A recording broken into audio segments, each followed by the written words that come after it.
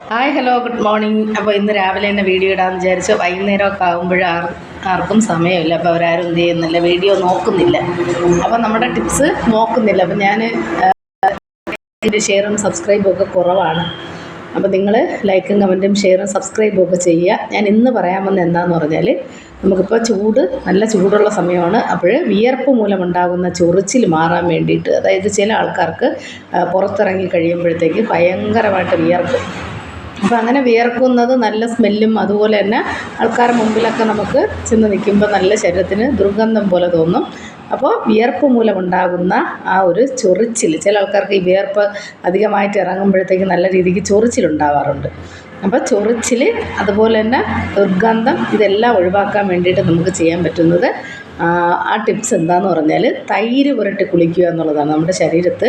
അപ്പോൾ ചോദിക്കാം, നമുക്ക് കഴിക്കാൻ തൈരില്ല, അപ്പോൾ പിന്നെ എങ്ങനെയാണ് നമ്മൾ പുറത്ത് പുരട്ടുന്നതെന്ന്. പക്ഷേ തൈര് പുരട്ടിയ ശേഷം നിങ്ങളൊന്ന് ഒരു നാരങ്ങയുടെ പകുതി കൂടി വെള്ളത്തിലൊഴിച്ച് ആ തൈര് മുഴുവനും കുളിക്കുന്നതിനൊരു അരമണിക്കൂർ മുന്നേ ശരീരം മുഴുവനും തേച്ച് പിടിപ്പിച്ചതിന് ശേഷം കുളിക്കുക. അതിന് ശേഷം കുളിക്കുന്നതിന് മുന്നേ ആ വെള്ളത്തിൽ നാരങ്ങയുടെ നീരൂടി പിഴിഞ്ഞൊഴിച്ച ശേഷം നിങ്ങൾ കുളിക്കുക. വളരെ നല്ല റിസൾട്ടാണ്. സ്ഥിരമായിട്ട് കുറച്ച് ദിവസം ചെയ്യുമ്പോൾ തന്നെ നമ്മുടെ ശരീരത്തിന് നല്ല മാറ്റം ഉണ്ടാവും. അതുപോലെ തന്നെ സ്കിന്ന് നല്ല സ്മൂത്തായിട്ടിരിക്കുകയും ചെയ്യും. കാരണം വെച്ചാൽ തൈര് മാത്രം യൂസ് ചെയ്യുന്ന ആൾക്കാരുണ്ട് മുഖത്ത്, അവർക്ക് നല്ല റിസൾട്ടാണ്. ചില ആൾക്കാർ ഈ തൈര് മാത്രമായിട്ട് യൂസ് ചെയ്യും, മുഖത്ത് ഫേസിൽ അപ്ലൈ ചെയ്ത് കൊടുക്കും. പക്ഷേ അതിൽ വേറെ യാതൊരു പാർശ്വഫലങ്ങളുമില്ല. നല്ല കട്ടി തൈര് എടുത്ത ശേഷം അത് മുഖത്ത് അപ്ലൈ ചെയ്ത് കൊടുത്താൽ മുഖത്തിന് നല്ല ചർമ്മം മൃദുലവും സുന്ദരമാകും. അതോടൊപ്പം തന്നെ സ്കിന്ന് നല്ല ഒരു കുരുക്കളോ ഒന്നും തൈര് യൂസ് ചെയ്തെന്നും പറഞ്ഞ് വരാറില്ല. അപ്പോൾ കൂട്ടുകാർ ഈ ഒരു ടിപ്സ് ഒന്ന് ചെയ്തു നോക്കുക. അപ്പോൾ ചെയ്തു നോക്കിയ ശേഷം എൻ്റെ ഇതിൽ വന്നിട്ട് വീഡിയോ നോക്കി ഇഷ്ടമായിട്ടുണ്ടെങ്കിൽ കമൻറ്റും ഒക്കെ ഇടുക. അതുപോലെ തന്നെ നമുക്ക്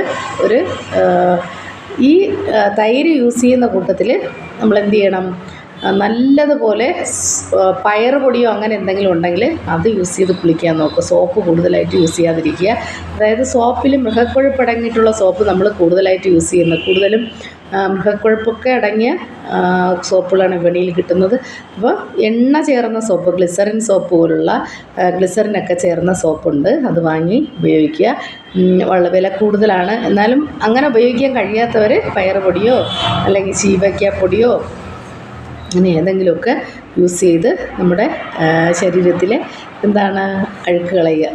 ഇതുപോലെ തന്നെ നമുക്ക് ചുട്ടുനീറ്റൽ അനുഭവപ്പെടാറുണ്ട്. ചില ആൾക്കാർക്ക് ചുട്ടുനീറ്റൽ, കാരണം ശരീരത്തിന് ചുട്ടുനീറ്റൽ അനുഭവപ്പെടാറുണ്ട്. ഈ വെയിലത്തെല്ലാം പോയിട്ട് വരുമ്പോഴത്തേക്ക് അതിനെന്ത് ചെയ്യണമെന്ന് വെച്ചാൽ, ചുട്ടുനീറ്റൽ കാലിൽ കയ്യിലൊക്കെ വയസ്സായി വരുന്ന ആൾക്കാർക്കുള്ളൊരു ടിപ്സ് കൂടി പറഞ്ഞുതരാം. അതായത് നമ്മുടെ കൽക്കണ്ടം പൊടിച്ച് തൈരിൽ ചേർത്ത് അതെന്ത് ചെയ്യണമെന്ന് വെച്ചാൽ കഴിക്കുക.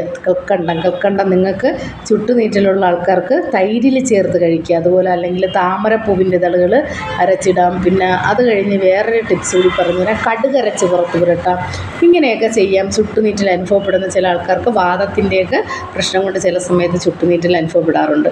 അത് ഈ വേർക്കുന്നത് മൂലവും പിന്നെ ശരീരത്തിൽ നമുക്ക് പ്രായങ്ങൾ ഏറി വരുമ്പോഴത്തേക്ക് നമുക്കിങ്ങനെയൊക്കെ ഉണ്ടാകുന്നതാണ്. അപ്പോൾ കൂട്ടുകാർ ഈ വീഡിയോ കണ്ട് ഇഷ്ടമായിട്ടുണ്ടെങ്കിൽ ലൈക്കും കമൻറ്റും ഷെയർ സബ്സ്ക്രൈബും ഒക്കെ ചെയ്യുക. അപ്പോൾ അടുത്ത വീഡിയോ ആയിട്ട് നാളെ കാണാം. ടാറ്റ, ബൈ.